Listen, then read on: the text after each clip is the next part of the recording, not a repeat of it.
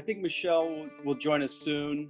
I want to kind of formally introduce everybody. Kind of, the conversation has already started, but kind of want to, introduce. We have a few people on watching already. If anybody wants to just message into the chat, make sure everyone can hear us okay and see us okay. That'd be great. So, we have. Actually, can you guys introduce yourselves for everyone? Uh, Jamie, you want to start? I'll start off. I'm Jamie Schmitz. I'm the owner and operator of the Rookery Bar in Bushwick on Troutman Street. Thanks, Matt. Hi, I'm Matt Weber. I'm the co-owner of places in Bushwick, Bed-Stuy, and hopefully soon in Greenpoint. We're in that horrible situation of we are ready to open April 1st. So we're in the limbo area there. But my spots in Bushwick are the Narrows, Carmelo's, Old Stanley's, Birdie's, and in Bed-Stuy, a place called Coyote Club. And Michelle and Scott are going to join us in just a minute. They're just having a little technical difficulty, and they're the owners of Otis, which is an amazing restaurant in Bushwick. And for those maybe who are joining us for the first time, all these panelists were on right after New York, on pause began. We have that on YouTube, so you can watch the first conversation, and then I'm going to post this to YouTube as well, so we'll kind of have a follow-up. And you guys correct me if I'm wrong. I think the first conversation we talked, everything was sort of very unknown. Things are still unknown, but maybe like we have a little more. I think businesses have tried some, opening to some degree and delivery and things like that. In the beginning, I know, like Matt, you weren't even interested in doing any partial opening, any delivery, things like that. I think maybe you guys have tried that some. Jamie, I can't remember where you were with that, but Matt, I had no interest in for so many reasons. I didn't feel like doing it halfway. Yeah, we're only now considering doing contactless pickup. Yeah. So I think back then most people weren't too excited about the prospect of delivery and all of that, and the conversation was a little, it was a little pessimistic because it was also like we were struggling with this great unknown, but what we didn't know was that our businesses were shut down, and majority of my clients are all food and beverage, business owners, so obviously that's affected us as well, and the future. I think it's been very difficult because the future is so unknown. You just don't know what steps to take. Like, do you get the government money? Do you try and do delivery? It's like, well, how long is this going to last? Is it worth trying to, do these things, or should you wait? Should you not? Or should you just throw in the towel, do something else? So I think we've all had those conversations.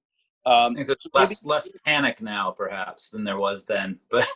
Yeah, that's what I was saying. I say both you guys look better this time. I think you're just less frazzled. Like, at least you have resignation. Resilience. That's good. Resilience, right? We're building resilience in our businesses.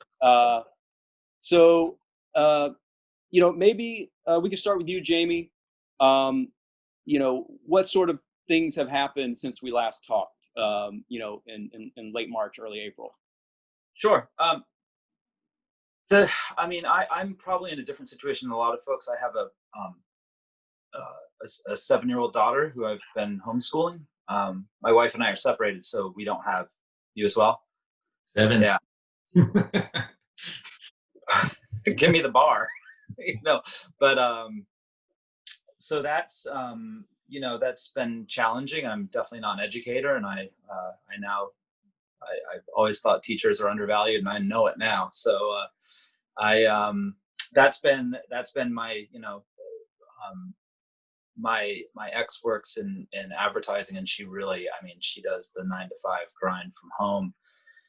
And since she, her healthcare plan covers my daughter and stuff like that, her her, in some ways, she's taken priority. So I've really done the homeschooling and watched my daughter, and I've had less time to really work on getting the rookery going again. But it's been fine with me because I've had no interest in operating in the middle of this.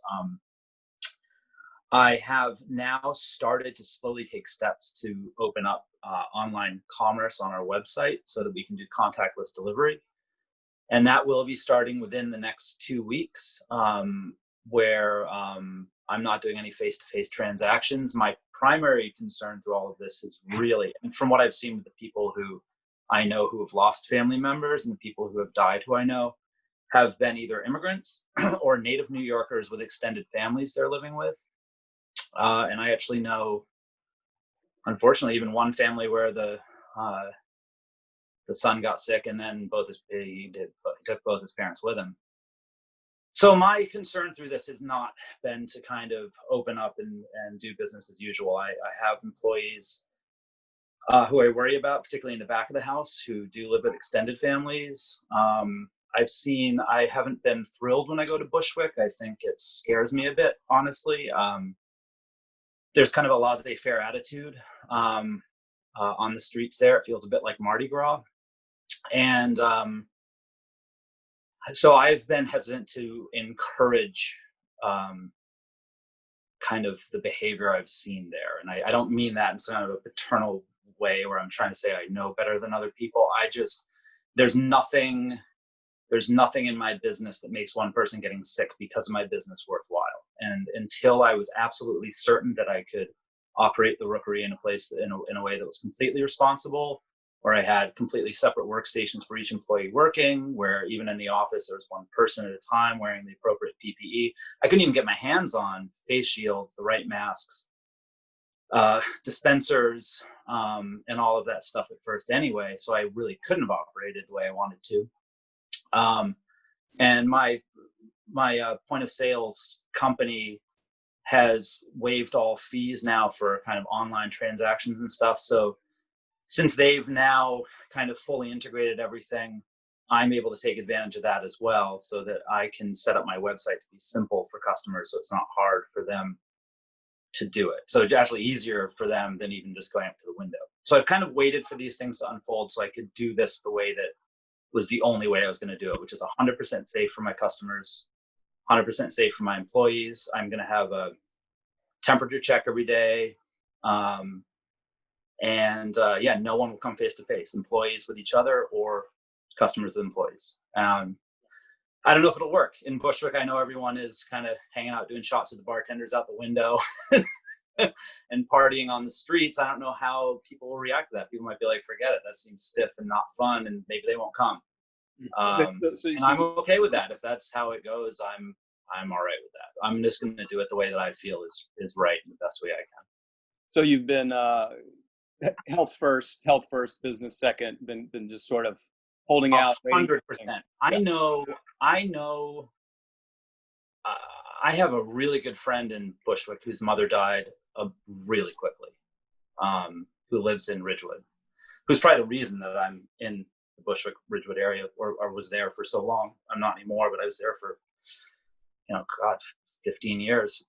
And he lost his mother very early. I know a lot of native New Yorkers, and they've, and I just felt such a responsibility to the community. And I think that there's a little bit of a divide between people who have extended families or raised families in New York and people who are here and have family elsewhere where they feel like this kind of insulation. And I felt just a tremendous responsibility towards public health. I also just have a low tolerance for that stuff. And I'm not trying to, say that other people are doing it wrong. This is just the way I'm choosing to conduct my business in the way that I want to operate. Great. The way they feel good, So, Matt, what's do you have some updates for us? Actually, Michelle, you're on now, right? Are you? Yeah, we're both here. Great. Okay. And Scott. So Michelle Lobo, Scott Hawley from Otis. Thank you for joining us. Hi guys. Hi Jamie. Hi Matt. Hi guys. But yeah, Matt, we're just kind of going around giving some updates since the last panel and what's happened with people's businesses, if anything. And yeah, what's been going on with you, Matt?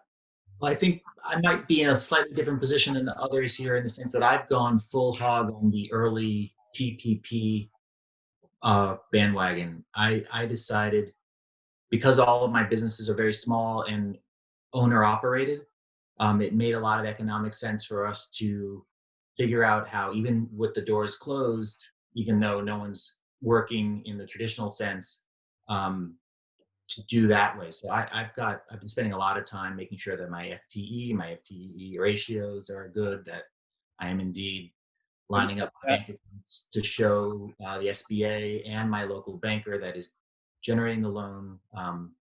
Because I'm about to finish my final payroll of my 8-week period, which is the first 8-week period. I got all the money to the different businesses loaded in end of April, first day or two of May. So my 8-week period is end. I'm not going to extend with all the new latest stuff because I've already fully on committed. So I'm sort of in the throes of that. That's kept me pretty busy. In terms of the businesses, a couple of them have tried to open a couple days a week on nice days to do to-go stuff. It's just a PR move. It's just a waving, hey, everyone, we're still here move. There's no financial benefit of it. I agree with Jamie. I find it hard to watch at times. People crowd around. We try to tell people to take and go, but the kids out there, the community out there really is so desperate for social interaction if it's a nice day. So that's been troubling. The outdoor, I have a couple places that have outdoor spaces that we're talking about trying to integrate on the 8th, how to do that. But again, the safety of the staff, the safety of the community, it's very difficult to navigate how to make this work. And, from a purely economic state, I don't see how it makes any money. I don't see how 20 people in my garden or 10 people in my outdoor area generates, especially when all things have to turn back on. I've closed off my some insurance. I've done all sorts of stuff to try to save money. People I rent from, ice machines to, all of the different vendors, to re-engage that stuff, to allow the landlords to see us open. That changes my narrative with them, which is that we're closed. So I don't see at this point how phase 1 or phase 2 really helps the bar business. I mean, I understand for restaurants, you guys have a different economic model, but for my places, which are all 99% bar revenue, I think we have to wait till it's 50% opening. And then at this point, I've not wrapped my brain around how to make that work. I don't see how I can let customers into these spaces in any safe way. So you were saying before we kind of officially started, and I know you have relatively a lot of landlords. The idea of not being open helps you in some way. Do you want to talk about that a little bit? Definitely. Because I think landlords are a little like they're kind of like, oh, everything's fine now. Like and even me trying to negotiate with them on people who are interested in empty spaces right now. There's not a lot of give, and yeah, you want to speak to that? For sure. I mean, that's one of the biggest issues is we open on a nice Saturday to do to go. And now all of a sudden my landlord thinks we're open and wants rent. It's like, there's no connection. They are desperate for the idea that everything's fine. They want to believe that because they want to feel like they can ask for the rent and pressure us for the rent in some sort of way that's not just heartless. But the reality is that I have to keep on them about the fact that it means nothing. So far, there has been no meaningful economic engine in any of these businesses. And I foresee, unfortunately, that 50% will be meaningless. I don't see how I can pay my rent or operate as normal with 50% capacity. I don't see how that works. So I have to continually tell my landlords that we are not open. And it's just a PR waving at the community when you do see the doors open for a few hours on a nice Saturday.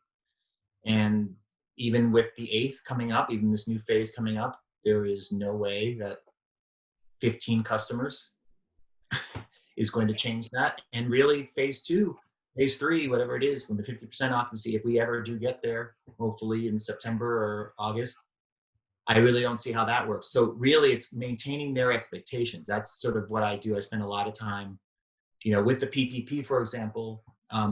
They're all fully aware that I've applied for them and I received it, and they're expecting 25%. Now all of a sudden getting emails where they're expecting 40%, and I have to tell them no. I started the process and I'm in the 25% line. We've already organized that. We've already paid salaries. This is what it is, but they expect the 25%, and I will have to write those checks. In terms of any other money, I just tell them we're at the point now where we have no money coming in, there's no money to give you. Um, and we await, and sort of what Jamie and I were talking about earlier, when people ask me like, well, are you going to reopen? Are these businesses going to survive?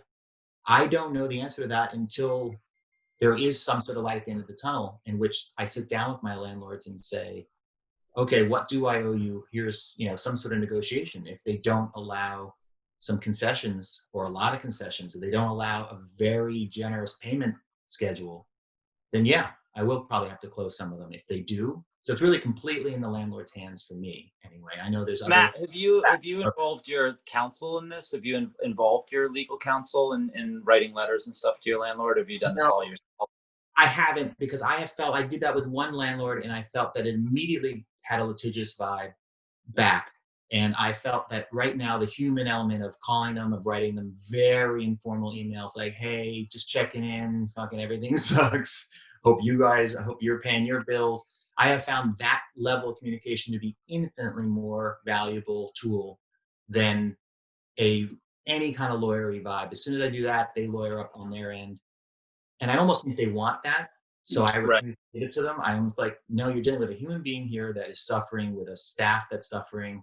Sure. There's a lot larger things happening in this city and in this business than your personal bottom line. And if I keep that energy with them, I find that they're much more, I get a human response and not a business response. Michelle and Scott, I want to get you in on the conversation. I know you guys have had some things happen since the last time we spoke at the beginning of April. Tell us your story. How are you doing? We're well, taking it week by week, because every week seems to bring something new. I think soon after we spoke, or was it, yeah, was it before that, we were broken into, and then we boarded up everything for a while, even though we continued to do our takeout and delivery. So the kitchen was operating for that sort of stuff, but we had everything sealed off.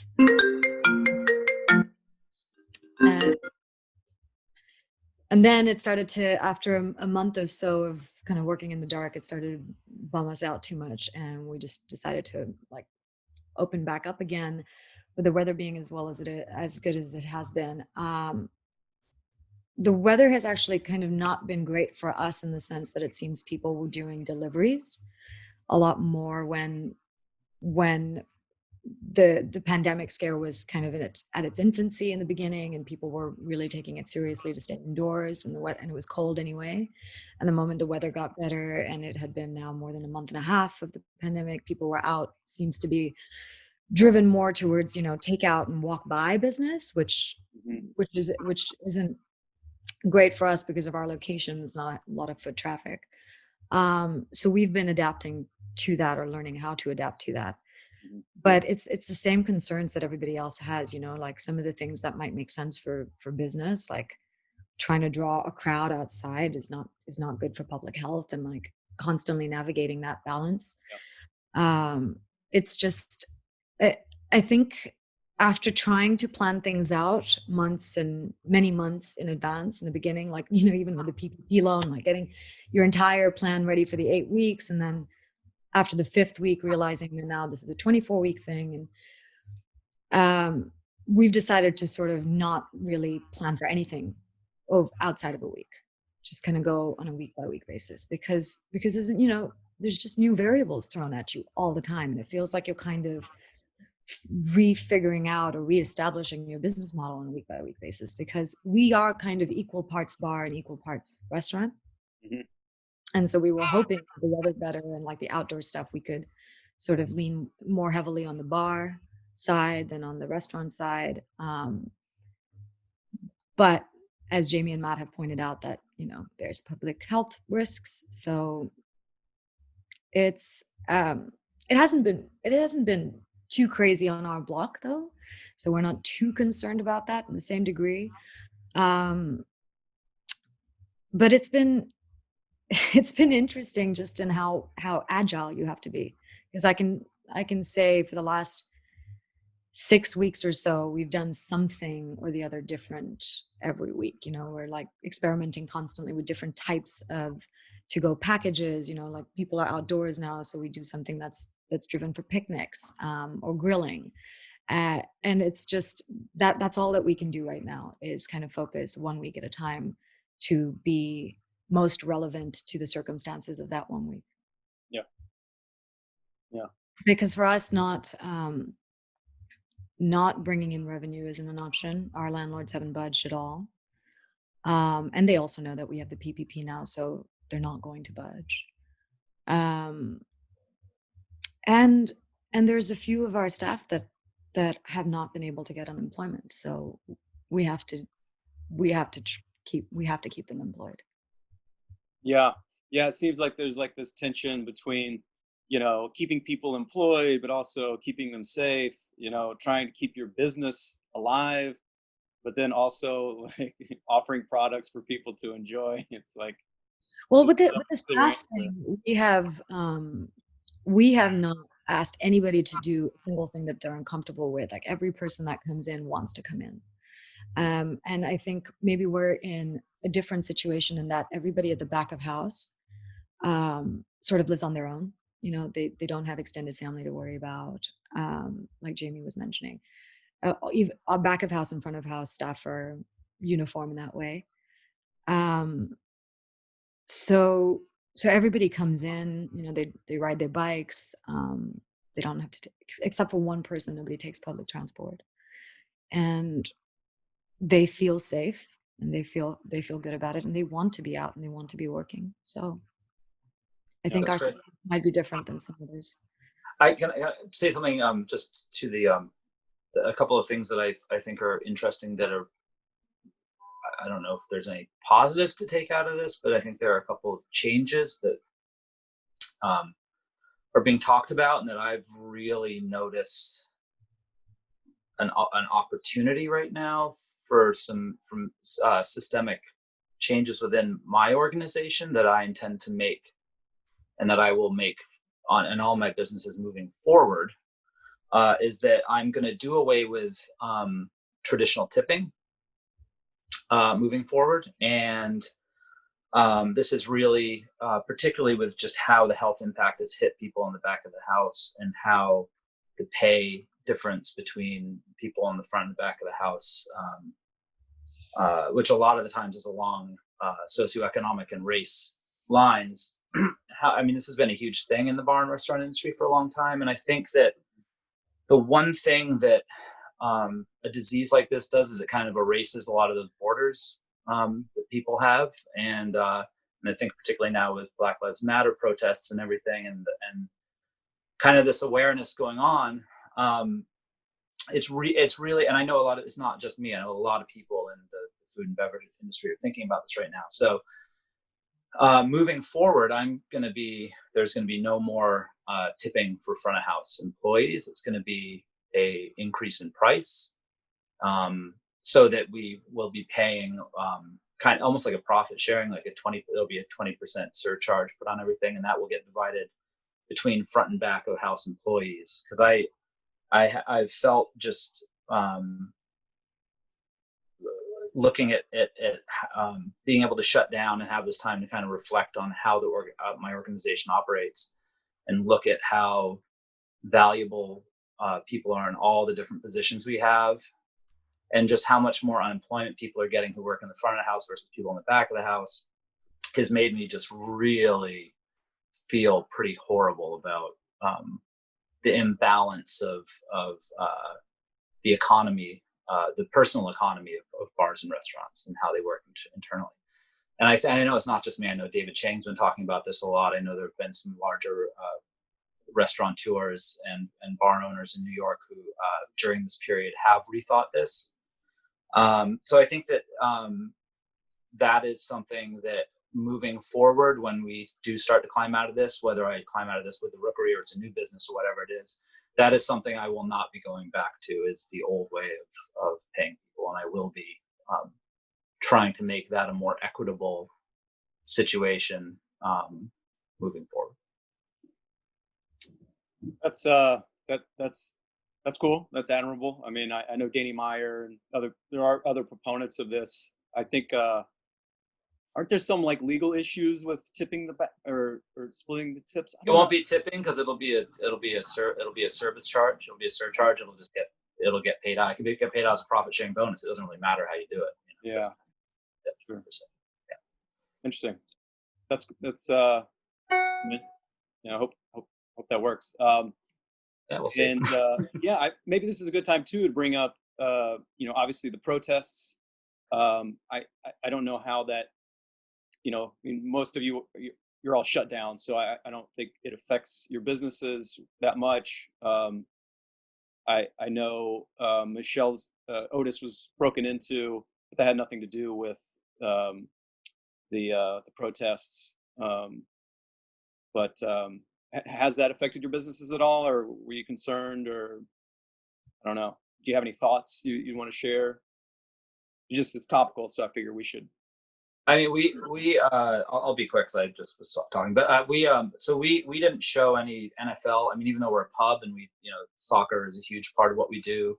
We're never huge on American sports, but we did show football games, and we stopped during the Black Lives protest. We stopped showing all American football, which I was happy to do for other reasons, but we stopped that in solidarity with Black Lives Matter, and we got a lot of good, positive, and negative press and feedback from that. And I'm thrilled to see what's going on right now. And I think that right now is a really important and amazing time. And it's weird that it was going to be this lost year, and it's turned into like this actually really poignant year, I think. And I think that the private sector has to, this isn't all about the government. I think that we all have to find ways that we operate as individuals and as businesses that help improve our society and our culture and our place. And I think as New Yorkers, we should lead the way. I think as New York goes, the world follows, is that, that phrase. And I think it's up to all of us to be involved and be active and find ways to add equity. I think there's a lot of people who are native to New York. And I think, obviously like 70% of people in New York are born in other countries. And I think that that is such a part of being a New Yorker is looking forward and being progressive. And I hope that this is something that affects everyone. I think this is it's a good time to reset. So I hope that's my take on it. Anyone else have any comments or ways that you've thought about your business in light of really any issue regarding equality and race, and how people are paid differently or affected differently, or anything by your businesses? I'll talk like for me, for instance, I think about hiring practices, and like I really do think about how white real estate is. Like it really is it's an industry that is it's still incredibly dominated by old white men. So and I work in what is predominantly, a Latino neighborhood. So like, I do think about like, how can we address those sorts of issues and gentrification, which affect the larger issues, or the more detailed issues, within Black Lives Matter, beyond, the killing that happened. And, we've tried to make it like, it's kind of a personal, goal to try and hire more minority people, just to see people of color in real estate, which I think is a good thing. But it's been challenging because, I was talking in the video the other day about this. It's when I advertise for a job, there's just so few, right? Because of, inherent problems with the system and lack of opportunities and, education and, the internships and just all that things that prepare people. So, it's been a struggle for me, and I don't have an answer, but, personally, hiring of people of color has been something I've thought about a lot and wanted to do more. You know, so I'd say for us, being a woman of color myself, I don't know that it's been the same sort of reflection in terms of hiring practices, because I think that we have always had a very, very healthy, diverse group. Like I was saying before, the demographics between our back of house and front of house are very similar. And all rounded, we're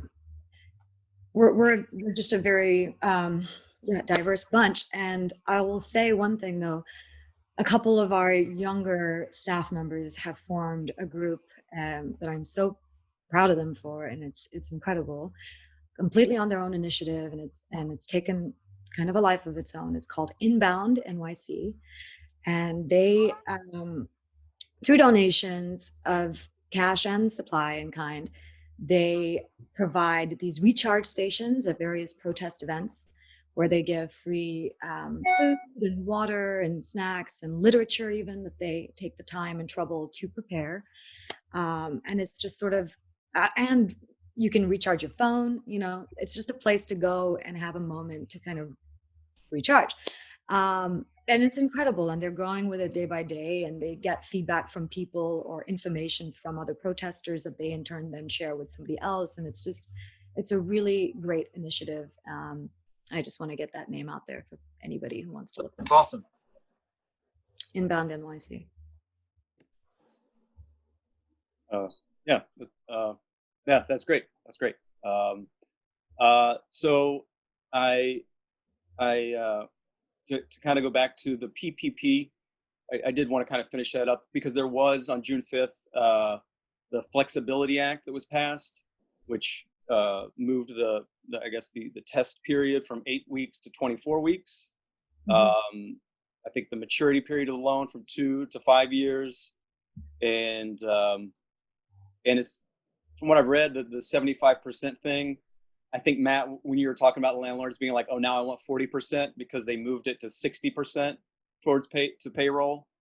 Do you guys find that, has that been helpful? Is that like a big thing, or are you just kind of like, yeah, whatever? Like, it's, not like, do you think the PPP is working? Is it successful? And are these changes going to make it, make it more useful for you, I guess I should say?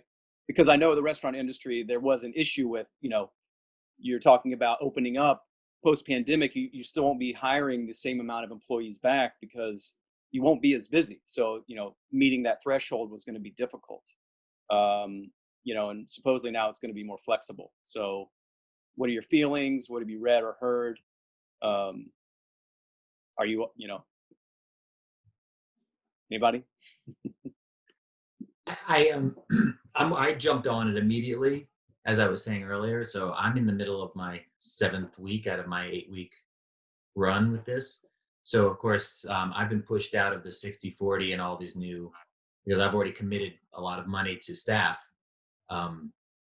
So I made my bed and I'm lying in it. I think in general, though, the 60-40, all the stipulations, the restaurant bar industry needs targeted bills towards us. We just need some help specifically for our industry. The PPP is not helpful to us until we're open full, and we might not ever open full. And that we just need targeted funding relief.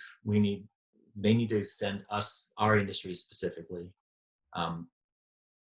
Anything else is just, I'm pushing a lot of square pegs through a lot of round holes to make this PPP work, and I'm paying people money to sit at home, and I'm going to miss the FTE by piece and lose some and owe some money. And I probably should have waited had I, but I didn't. And it's going to be fine. But in the end, it doesn't address any of the issues. I mean, my PPP is so small because my businesses are also relatively small that the lenders are getting half a month, 1 month rent from their 25%. So it doesn't address any issues. All right, so 1 month out of the 6 or 10 or however long this will be that they don't get, it doesn't solve anything. So the PPP is almost irrelevant to, in my opinion, for my type of just bar business.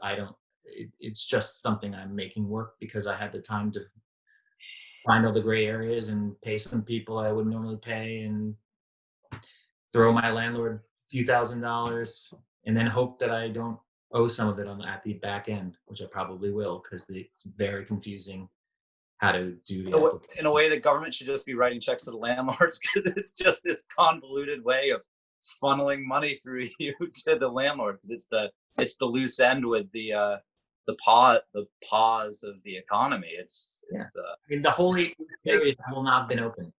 So I pay this payroll protection for 8 weeks. I mean, everyone's going. In fact, all the people that are on are hoping that it ends. They keep asking when it's over so they can jump back on to unemployment through July. They're all excited about July. One of the reasons why I did it early was that I knew that the CARES Act went through July.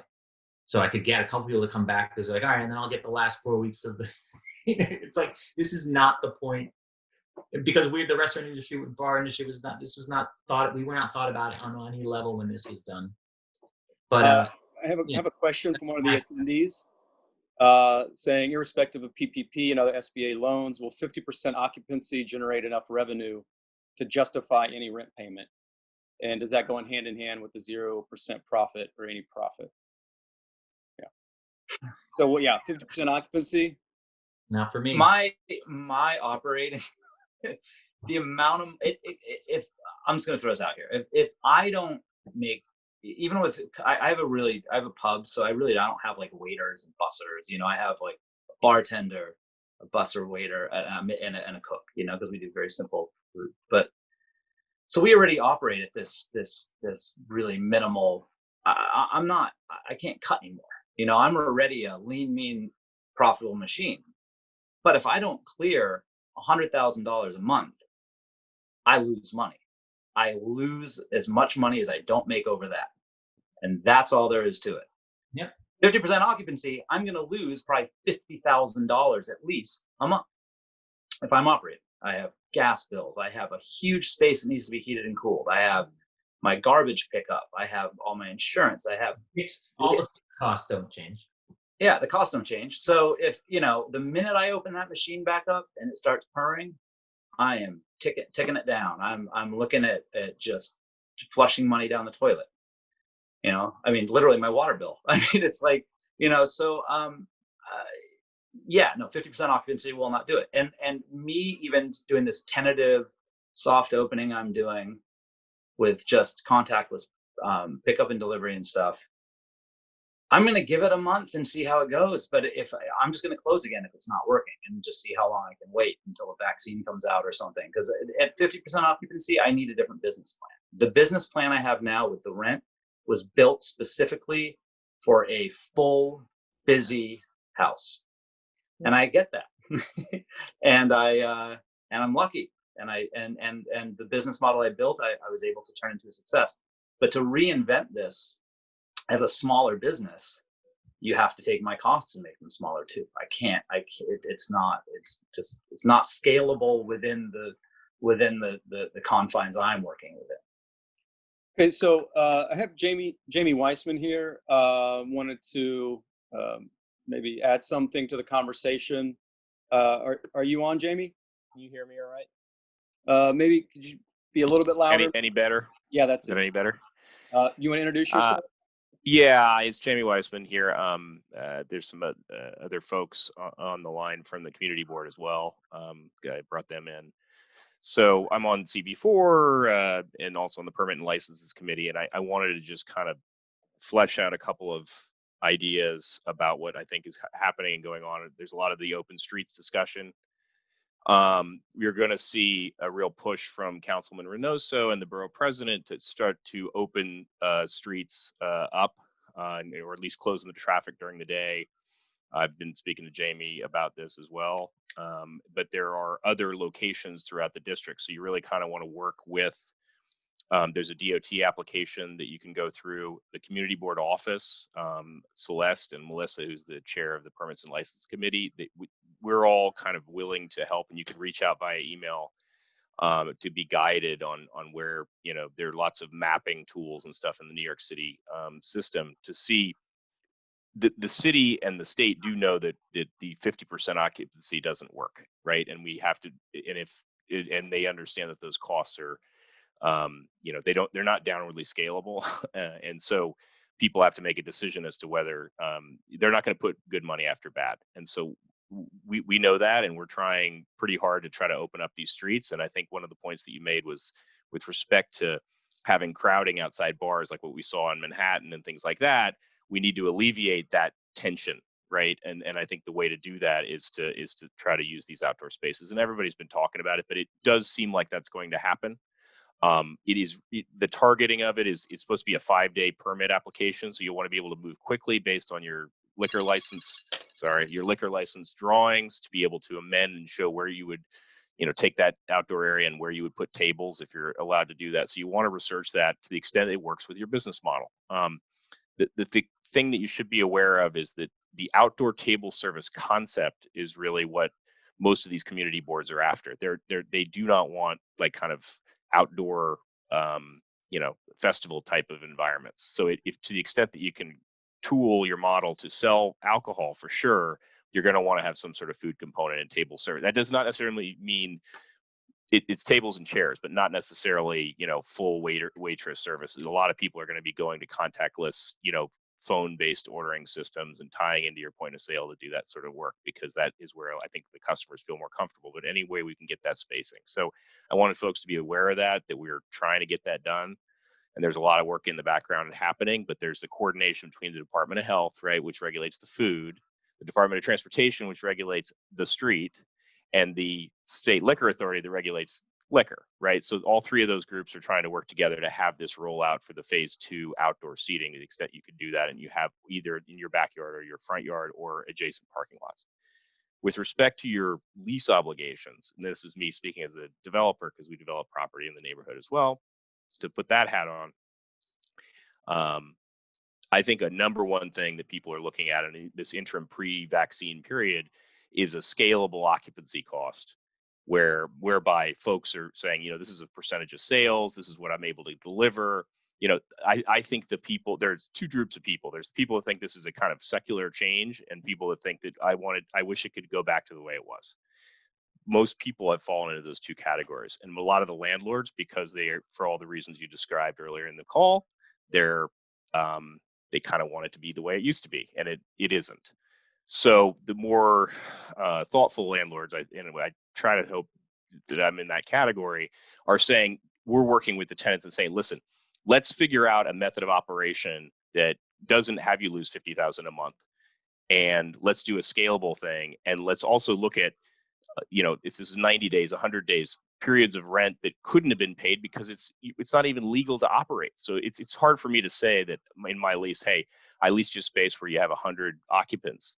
The government says right now you can have 0, and then later they say you can have 25, that I am entitled to the same amount of rent. It's a frustration of purpose, basic argument. So these guys are saying, let's work together. Let's maybe extend your lease by that period. And maybe when we get the post-vaccine period, or maybe we take small amounts. There are ways to be creative. The guys that are being, jerks about this, I think they're going to get smacked around in the courts when push comes to shove. So the human element is very well received on that. I just wanted to name those few things for you folks, because I think a lot of the struggles that we have as operators are material, and in particular to our industry. And I think that the landlords that are acting honestly in bad faith, they have their own obligations to their mortgage holders and so forth. But I'll be honest with you, they're on the phone with their lenders, and they're forbearing up one side and down the other. So they're getting relief on their side and then not giving you relief on the other. So it's true not to be litigious, but at the same time, the first thing you can say to them is say, what sort of forbearance have you had from your lenders in relation to this? And maybe we could start to match our occupancy costs with the forbearance terms that you have. And that will immediately make them slightly uncomfortable, but it'll make them understand that you see the other side of the equation. Cool. So. Thanks, Jamie. I do have one question about the outdoor seating. You know, a lot of restaurants don't really have outdoor space other than maybe, 20 feet wide by 5 feet deep sidewalk space. I mean, how does that really help them? I mean, I feel like there's a need. You mentioned the parking lots. I feel like almost some streets should be shut down, and there be seating, that can be spread out in a safe manner, where you could have 20 tables outside for a restaurant. Is anyone talking about doing something like that on certain commercial corridors? That's very much in process. There's legislation. Sorry, could you speak a little louder? Sorry, there is legislation in the city council, right, already, sponsored by Councilman Reynoso, which is the northwest portion of Bushwick, and East Williamsburg, which would allow an existing liquor license that either has sidewalk cafe capability but not a sidewalk cafe, meaning it's zoned for that, or a private piece of outdoor space, backyard, side yard, parking lot, or potentially the closure through Department of Transportation of outdoor spaces that are adjacent to those businesses, right? All of those things are in play, and the SLA is going to be working with the DOT and DOH in order to allow that to happen. So you got to think a little more broadly. Now, if you're in a highly trafficked vehicular street, I think it's going to be unlikely, right? And so, unfortunately, there's no real fair way to roll this out because each business has its own restrictions and location and so forth. So if you happen to be, like, if you're a Bamonte's in Williamsburg and there's a big parking lot right next to you, you could use it, but that's what's coming. So it's going to be probably rolled out by the early part of July, but probably right after the 4th of July. James, do you think? I'm so sorry. Yeah. But real quick, James, is there a talk about hours as a bar owner during this daytime stuff? And I don't get business, or in the old days, I wouldn't get business till 10. Yeah. So how does it work with the outdoor seating, potential outdoor expansion? There's the typical community board restrictions, we prefer to have no alcohol after midnight on Sundays, for example, in Bushwick. That's one of our longstanding things, together with, we also, but the sidewalk cafe restrictions, I think they're going to take advantage of the DCA is actually going to be doing the enforcement, I think, of some of this. And what that means is, by the law, you can't go past midnight outside no matter what, regardless of what people do it, but it's not, that's actually how the rules work with respect to sidewalk cafe seating. So my suspicion is it would be barred past midnight. And I think a lot of it's looking like a closure of like 11 a.m. to 11 p.m. So it's not ideal. It's more of a focus on the happy hour as well. So. Yeah. Great. Okay. Thank you so much, Jamie. Appreciate you coming on the call. Take care, guys.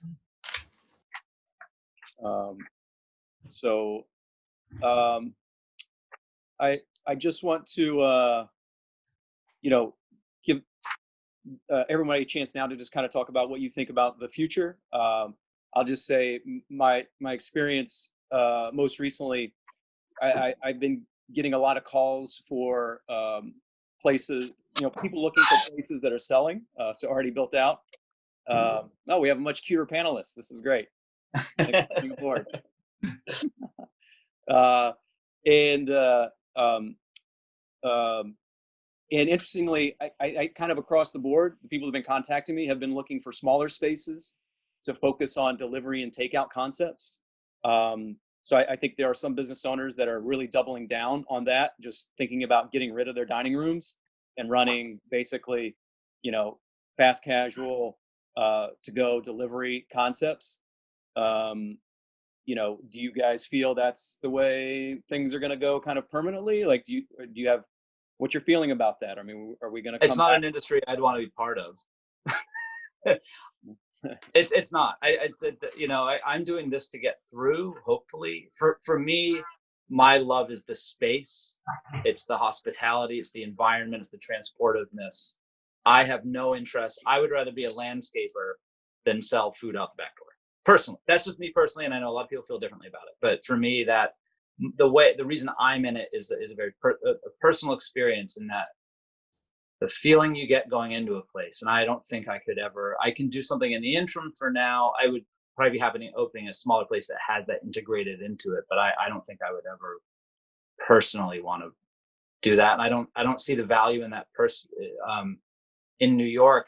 I don't live in New York to sit in my apartment. I live in New York to be outside my apartment. I don't, it's such a hard, it's a hard thing, because it's really changed a lot of how I even feel about the city being here in general, which is a sad thing, just because my love of the city is all the little things between the cracks, all the little secret places you find, all those little cultures that are cultivated by these people. You go in, they have their unique sense of art, and their, you know, the beautiful things they make, and the smell, and the staff, and those things you don't get that in a takeout bag, and I don't. Those are the things I love, and that I want to provide, you know.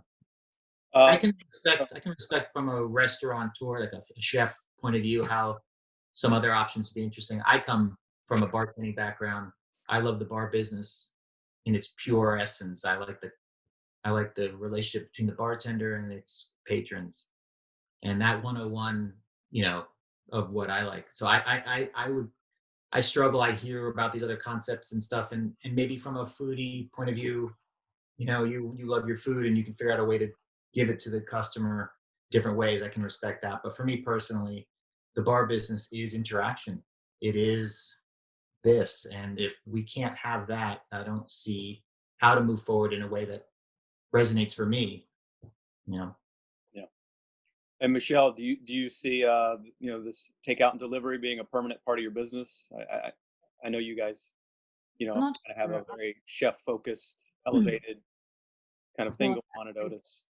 I mean, Scott's a chef, so that's you know, the food part of it is always a core part. But I'd say equally, like, we have an open kitchen for the same reason that Jamie and Matt talk about, you know, loving the bar business, because of that interaction that chefs are usually kept away from, that he loves, you know. And that's the main part of our space and our business, was always just that human interaction. We miss that immensely, and I'm confident that it will return, because you can digitize and, you know, disrupt all kinds of industries.